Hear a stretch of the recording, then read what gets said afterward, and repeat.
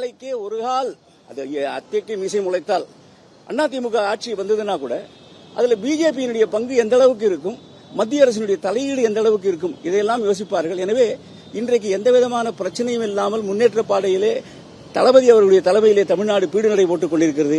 இந்த ஆட்சி தொடர்வதற்குத்தான் மக்கள் வாக்களிப்பார்கள். நிச்சயமாக 200 தாண்டுவோம். அதில் எந்த விதமான ஐயமும் இல்லை.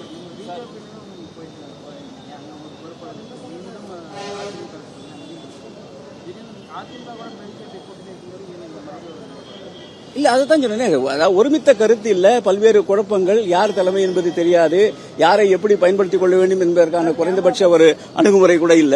அதனால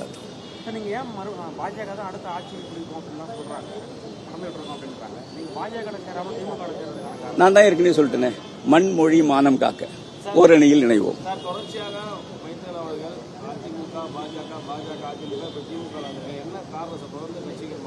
தொடர்ந்து அதாவது ஒரு விஷயங்க, தொடர்ந்து கட்சிகள் மாறட்டும் சொல்றதே ஒரு தவறான வாதம். நான் ஒரு இயக்கத்தில் இருக்கேன், அந்த இயக்கத்தில் நான் சந்தோஷமா இருந்தா நான் நிச்சயமா மாற மாட்டேன்.